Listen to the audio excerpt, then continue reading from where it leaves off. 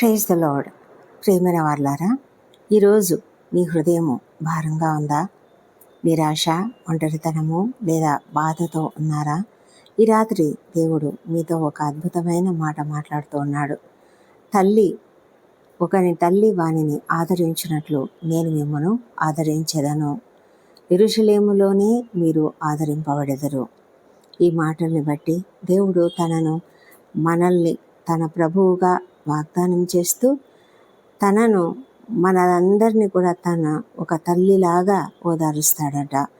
ఈ గొప్ప వాగ్దానంను బట్టి దేవునికి వందనం చెల్లిద్దాం. ఆ ఓదార్పును పొందడానికి దేవుని సన్నిధిలోనికి వెళ్దాం. మన జీవితంలో కొన్నిసార్లు మనల్ని ఎవ్వరూ అర్థం చేసుకోలేదు అనిపిస్తుంది. మన బాధను చెప్పుకోవడానికి ఎవరు లేరు అని కూడా భావిస్తాము. అలాంటి సమయంలో దేవుడు మనకు తల్లిలాంటి ప్రేమను చూపిస్తానని ఈ వాక్యంలో చెప్తూ ఉన్నాడు. తల్లి తన బిడ్డ కన్నీళ్లు చూసి పరిగెత్తి వచ్చి హత్తుకున్నట్లు పరలోక తండ్రి కూడా మన కన్నీళ్లను చూస్తాడు. మన గాయపడిన హృదయాన్ని స్వస్థపరుస్తాడు.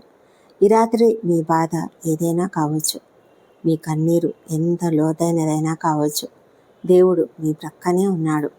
ఆయన మిమ్మను విడిచిపెట్టాడు. ఆయన ప్రేమ, ఆదరణ, సమాధానము ఈ రాత్రి మీ హృదయాన్ని నింపునుగాక. ఈ వాక్యములోని వాగ్దానము దేవుని షరతులు లేని ప్రేమ మరియు సున్నితమైన కరుణకు సంబంధించిన ఒక లోతైన వాగ్దానము.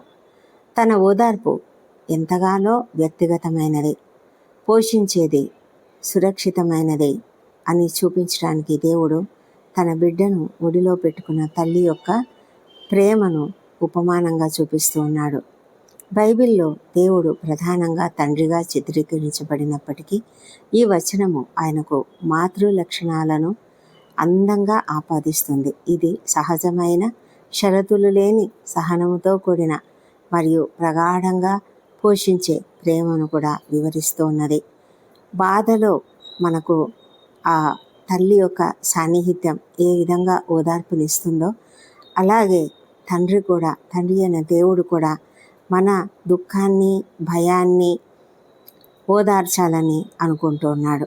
మనం ఆయన దగ్గరికి వెళ్ళాలి. దేవుడు తన ప్రజలు దుఃఖము, ఒంటరితనము మరియు కృంగుబాటును అధిగమించడానికి సహాయపడతాడు. సరిగ్గా ఆయన మనకు అటువంటి గొప్ప సన్నిహితమైన సాంత్వనను వాగ్దానం చేస్తూ ఉన్నాడు. కాబట్టి మనము దేవుని దగ్గరికి వెళ్దామా? యెరూషలేములో ఓదార్చబడడం అనే మాటలు విశ్వాసులకు చివరిలో, అంటే అంతిమంగా దేవుడిచ్చే పునరుద్ధరణను చూపిస్తుంది. శాంతి మరియు ఇంటికి రావడం, తిరిగి మనము ఇంటికి రావడం, అది ఒక గొప్ప సాంత్వన కదా. అది అలాంటి గొప్ప వాగ్దానాన్ని చూపిస్తుంది. పరిస్థితులు ఎంత కష్టంగా ఉన్నప్పటికీ అంతిమంగా మనం ఒక స్వస్థతను పొందుకుంటాము, దేవుని యొక్క కృపను పొందుకుంటాము, దేవుని యొక్క ఆశీర్వాదమును పొందుకుంటాము. ఇది మనకు ఎంతో గొప్ప శాంతినిచ్చేటువంటి, ప్రోత్సాహం ఇచ్చేటువంటి వాగ్దానం.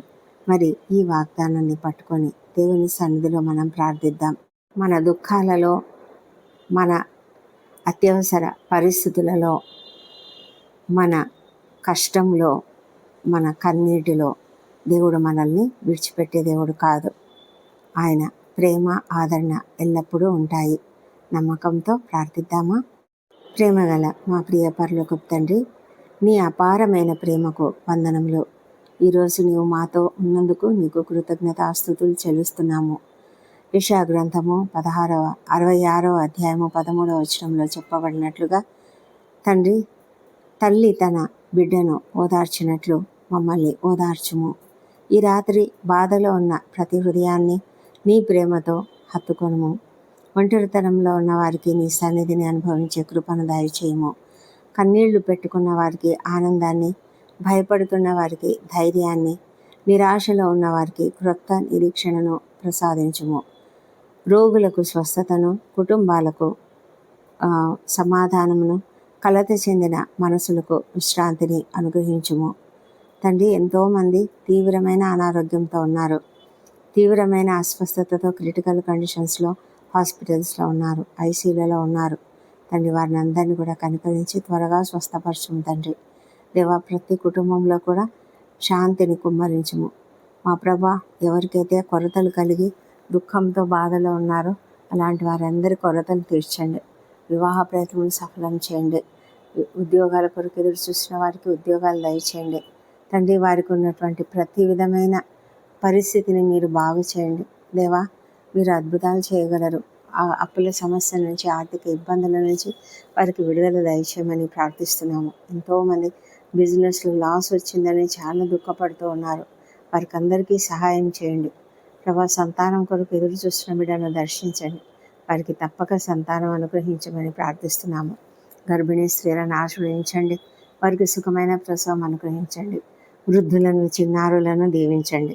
వారిని నీ దయగల హస్తంలో, నీ కాపుదల్లో భద్రంగా కాపాడండి. తండ్రి, ఈ వాతావరణము మార్పులలో అనేక మంది అనారోగ్యం పాలవుతూ ఉన్నారు. ప్రాముఖ్యంగా చిన్న బిడ్డలు ఎంతగానో అస్వస్థతకు గురవుతున్నారు. తండ్రి, కనికరించి వారిని త్వరగా స్వస్థపరచమని ప్రార్థిస్తున్నాము. చిన్న బిడ్డలను నీ దయ యందును మనుషుల దయ యందును వర్ధిల్ల చేయమని, మంచి జ్ఞానంతో వారు ఎదుగుటకు సహాయం చేయమని ప్రార్థిస్తున్నాము. దేవా ప్రభా, నీ కృప ప్రతి ఒక్కరిపైన కుమ్మరించమని వేడుకొంచున్నాము. యవన బిడ్డలను దీవించి వారు చక్కగా చదువుకున్నట్లుగా సహాయం చేయండి. తల్లిదండ్రులకు దూరంగా ఉన్న బిడ్డలు సంతోషంగా ఉండినట్లుగా, చక్కగా చదువుకున్నట్లుగా సహాయం చేయండి. రక్షణ లేని ప్రతి ఒక్కరిని రక్షించమని ప్రార్థిస్తున్నాము. ప్రతి హృదయాన్ని తెరవండి. ప్రతి హృదయంలో మనోనేత్రాలను వెలిగించి తండ్రి, వారిని నిన్ను అంగీకరించే కృపను దయచేయమని ప్రార్థిస్తున్నాము. దేవా ప్రభా, వ్యసనాలకు గురైన వారికి యేసు నామములో విడుదల కలుగునుగాక. తండ్రి, ఈ రాత్రి వేళ ప్రయాణాలు చేస్తున్న వాళ్ళని క్షేమంగా గమ్యస్థానం చేర్చండి. ప్రభా, మరి రాత్రి వేళ డ్యూటీలు చేస్తున్న డాక్టర్లు, నర్సులు, ఇతర సిబ్బంది, సైనికులు, రక్షణ శాఖలో పనిచేస్తున్న అనేక మందిని దీవించి ప్రతి ఒక్కరికి కూడా నీ కాపుదల, భద్రత, ఓపిక, సహనము అనుగ్రహించమని, అప్రమత్తతతో ఉండినట్లుగా సహాయం చేయమని ప్రార్థిస్తున్నాము. దేవా ప్రభా, నిద్రలేమితో బాధపడుతున్న వారికి సంపూర్ణమైన నిద్ర, ప్రశాంతమైన చక్కటి నిద్ర అనుగ్రహించండి. హృదయంలో దుఃఖాన్ని, భారాన్ని తొలగించండి. నీ వాగ్దానం నమ్ముకొని ఈ వాగ్దానం పట్ల విశ్వాసంతో ధ్యానిస్తూ పడుకునేలాగా సహాయం చేయమని ప్రార్థిస్తున్నాం తండ్రి. దేవా, మరి ప్రపంచమంతటా కూడా శాంతిని, సమాధానం కుమ్మరించమని వేడుకొంచున్నాము. ఈ రాత్రి సమయంలో మేము నిద్రించబోతున్నాము. ఈ పగలంతా కూడా మా పనులన్నిట్లో మాకు జయం ఇచ్చారు. మా మాటలు, తలంపులు, క్రియలు సమస్తం నీ ఆధీనంలో ఉంచుకొని మమ్మల్ని నీకు ఇష్టమైన రీతిలో పని చేసేలాగా మమ్మల్ని సిద్ధపరచుకున్నందుకే వందనములు. మమ్మల్ని వాడుకున్నందుకు వందనములు. నీకు మహిమకరంగా మేము జీవించాము. మా అపరాధములను క్షమించండి. ఇతరులు మాడలా చేసిన అపరాధములను మేము కూడా క్షమిస్తున్నాము. ఈ రాత్రి మేము నిద్రిస్తున్నప్పుడు తండ్రి, అలసిపోయిన రీతిని ఆదమర్చి మేము నిద్రిస్తున్నప్పుడు మా పైన ఆకస్మిక ప్రమాదములు కానీ, అనారోగ్యములు కానీ కలగకుండా నీ సురక్షితమైన రెక్కల నీడను కప్పుమని వేడుకొంచున్నాము. నీ దూతలు మా ఇంటిని చుట్టుముట్టి కాపాడినట్లుగా సహాయం చేయము. ప్రశాంతమైన నిద్రను అనుగ్రహించండి. ఎలాంటి దుష్ట స్వప్నాలు కానీ, దొంగ భయాలు కానీ, విషపురుగు కాటుల వల్ల కానీ మాకు భయం లేకుండా చేసి చక్కటి నిద్రనిచ్చి, విశ్రాంతినిచ్చి, ప్రశాంతమైన నిద్రతో విశ్రాంతి పొందుకొని రేపటి ఉదయాన్ని కొత్త కృపతో ప్రారంభించే కృపను దయచేయమని మా ప్రభువైన యేసుక్రీస్తు నామంలో అడిగి పొంది ఉన్నామని నమ్ముతూ నీకు స్తోత్రం చెల్లిస్తున్నాం తండ్రి. Amen, amen. మీరు ఈ రాత్రి దేవుని ఓదార్పును అనుభవిస్తారని విశ్వసిస్తున్నాను. ఈ ప్రార్థన మీకు ఆశీర్వాదకరంగా ఉన్నట్లయితే మీ కుటుంబ సభ్యులతోనూ, మీ స్నేహితులతోనూ పంచుకోండి. దేవుని శాంతి మీతో ఉండునుగాక. మీరు చక్కటి నిద్ర పొందుకొని విశ్రాంతి పొందుకునవలనని దేవుని ప్రార్థిస్తూ ఉన్నాను. దేవుడు మిమ్మల్ని సమృద్ధిగా ఆశీర్వదించునుగాక.